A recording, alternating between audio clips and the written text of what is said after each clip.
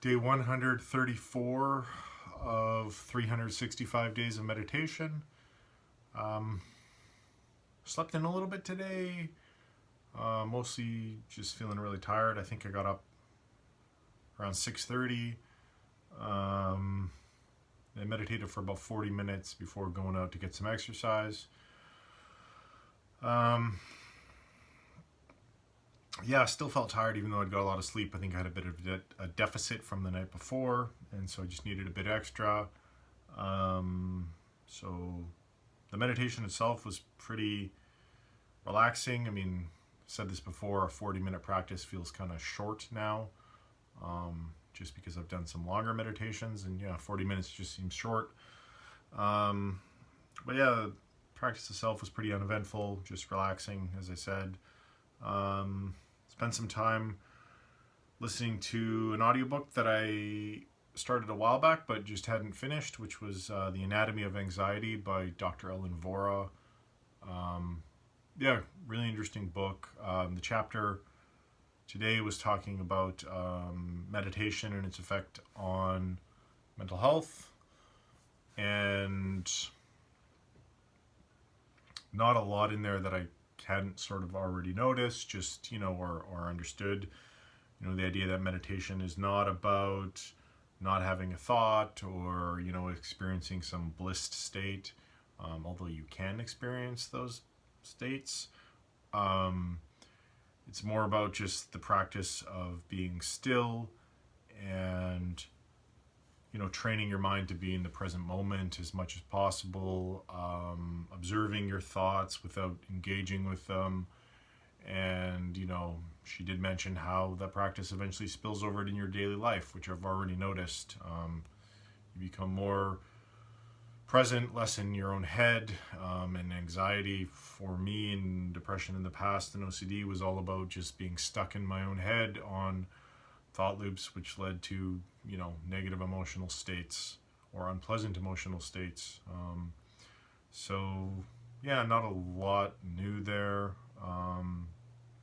And yeah, also the idea that, there's no such thing as being good at meditation. You can't be bad at meditation.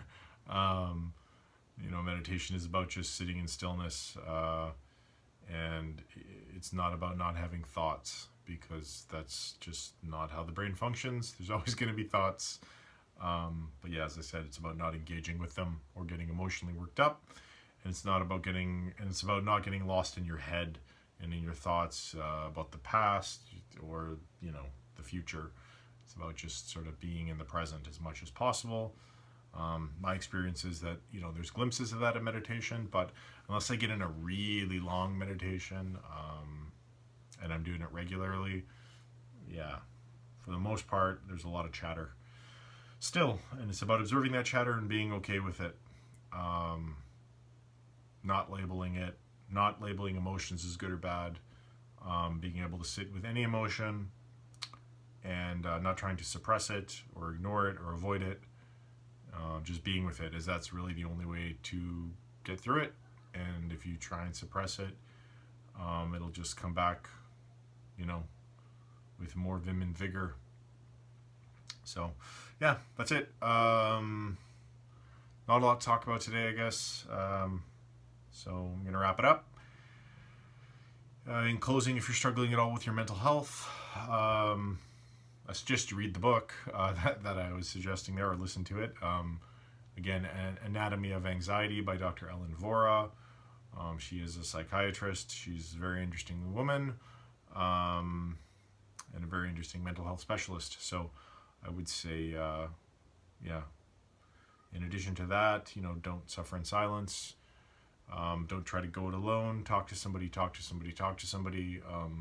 Sharing your experience, what you're going through, can lead to support from others. It could lead to, new avenues for help that you never considered before. And, it can lead to some information from another person that you might be able to apply in your life that might be able to improve your mental health and well-being, such as, meditating.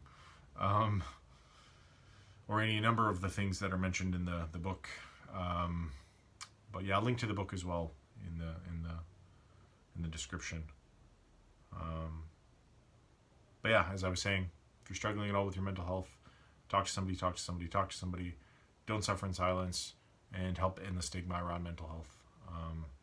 That's it. Thanks for watching. Have a great day.